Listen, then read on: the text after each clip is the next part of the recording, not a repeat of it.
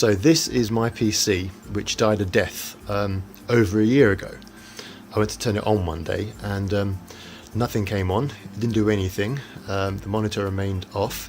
The only activity was the fans spinning up. Even at that time, the machine was old, and I thought, okay, it's not working.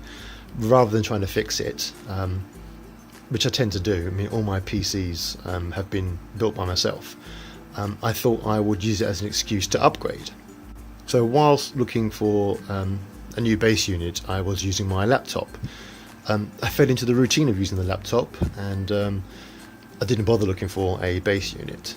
But like I say, a year of using just the laptop, and I thought, okay, I'm really missing my main PC, time to get a new one. So I thought a week or two ago, to make space for the new PC, I moved this off my desk and put it to one side, and I thought, just to make sure it's still not working, I'll plug it in, not expecting anything, and it sprang into life, surprisingly.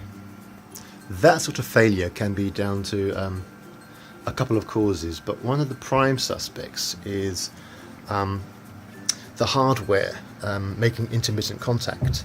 What tends to happen is, because of the continual heating and cooling inside the PC, things like the CPU and memory can gradually move out of the slots. Indeed, even smaller components can fail and get cracked solder joints and such like. So with that in mind, I thought I'd just reseat some of the components. Well, I say reseat, I didn't take things out and push them back in again. I didn't clean the slots, I just pushed the graphics card and the memory modules firmly into position. There wasn't any movement anyway. The CPU couldn't really do that without lots of work, and so all I did was just check the screws, and they're all still very tight. It's not worth doing much more than that, because this is an old PC, and I will upgrade it fairly soon. Having said that, I did that a week ago, and I've been continually turning it off and on over the past week, and leaving it on overnight and whatever, and so far no problems. So I'm going to go ahead and reinstate it. Just in case you're curious, it's very old. The motherboard is an Asus P5K Premium. At the time they were very desirable, good for overclocking. It's a Core 2 Duo, that's how old it is, a 2.4 GHz CPU, which I overclocked to 3 GHz, which is a nice boost. It did have 4 GB of memory, but one of the sticks failed, so it's down to 3. At the time, a decent graphics card, but I'm not a big gamer, so that's sort of lost on me. Some of the modifications I performed, obviously the cooling system to support the overclock of the CPU. It's a single loop system, and it cools the CPU and the North Bridge. I have extra air cooling on the South Bridge, on the memory, and various other bits. So when I overclocked it to 3 GHz, it was very reliable, and I can't remember the running temperatures, but remember they were surprisingly low, even under a full load on the CPU. So it's working, and at the moment reliably. So I'm going to reinstate it, but before I do, I'm going to give it a mild upgrade. The first thing is a large monitor. It's a 28-inch jobby. I like the idea of lots of screen real estate, and I'm going to install an SSD drive. And the last thing I'm going to do is give it a clean. I don't know if you can tell, but things are fairly dusty. And I'm thinking of doing this in stages, so that'll be the first stage. After that, I want to get another monitor identical to this, and very likely another SSD drive. Stage after that will be a third monitor, which won't have to be identical to this or the second one, because it'll be in the middle of them two, so it'll still be symmetrical. After that, then I'll get the base unit. So when I get that, I won't need to buy monitors and drives. I just want a box with the good motherboard and lots of cores and lots of RAM. Okay, so the first thing I want to get onto is giving this a quick clean.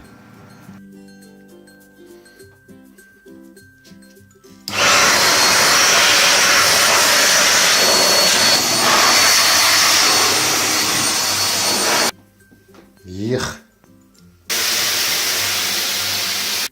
This, however, is so much cleaner.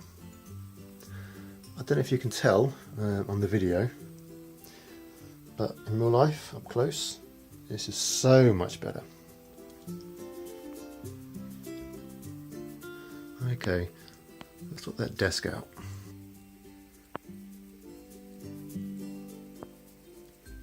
I've got to sort that little lot out and put the computer there. And we're back. Actually, it's really focus. There we go. It's well over a week later. As I'm sure you know from previous videos, I tend to squeeze my projects in between other stuff, work and life getting in the way. It's nearly done. The only problem really was getting the SSD to play nicely with XP. As I'm sure you know, XP and SSDs weren't meant to be compatible. XP came out long before SSDs, and Microsoft never bothered to introduce SSD functionality into XP. They could have done, but they didn't. And XP is now outdated. It's not officially supported anymore, so SSD functionality will never be introduced into it. But although XP hasn't moved on, SSDs have, and modern ones can be used with XP with little tweaking. The SSD drive fitted in between the traditional hard disk drives. I did the bare minimum of tweaks, and with these new or newer SSDs, no one thinks they're necessary, but it doesn't hurt to do them. So I've aligned the drive, and I have a third-party application to manually trim it. I also used an SSD tweaker application, but so many of the options on there really aren't necessary, so I did 2 or 3 of those. This isn't a tutorial, so I'm not going to go over all the configuration options that I used. XP is definitely on the way out, so SSDs and XP playing together is going to become less of a thing, so it's not really worth going into detail about that. And like I say, for me this is just a temporary setup until I get my base unit. Again, just a reminder, the modifications I'm doing to this base unit, well, my computer setup as a whole, will be carried forward. So the monitor, which is a nice 27-inch jobby, and the SSD and the hard drives will go forward to my next base unit. So any money I spend on these won't be lost. I cloned the hard drive onto the SSD, and the top drive there was the original systems disk, and I've left it in place just in case something goes wrong. I can just take the cables out of the SSD, stick them into the top, and I can carry on. Like I said, this will all be carried forward to my next base unit anyway. And to give you an idea of how old this base unit is, those mechanical drives are 250 gigabytes each. The SSD is half a terabyte, and the money I paid for the SSD is the same as what I paid for one of those mechanical drives years ago. So the modifications for my computer setup, are they worth it? Well, the first one, the large monitor, I had no choice. The original one is being used for the CCTV. The new one, 27-inch, is very nice. I love the screen real estate. It makes a big difference. So that's much appreciated. The SSD is fantastic. The speed increase is amazing. I won't go into detail because I'm late on the SSD bandwagon. Everyone's got them now. But even on an old Core 2 Duo system running XP, the SSD makes things so much snappier. So that's definitely worth it. So yeah, I'm pleased with that. So that's the first round of upgrades completed. Ugh, terrible. I'm not going to bother sorting that out though, because this base unit won't be here for much longer, a few months at the most, I think. The next round of upgrades Well, another monitor, the same as that. I don't think I'll get another SSD.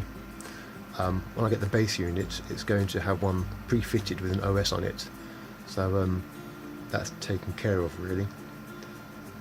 So anyway, there's my old PC, which is much improved. Back to life, with another upgrade or two coming before I get the main PC. So until next time, bye for now.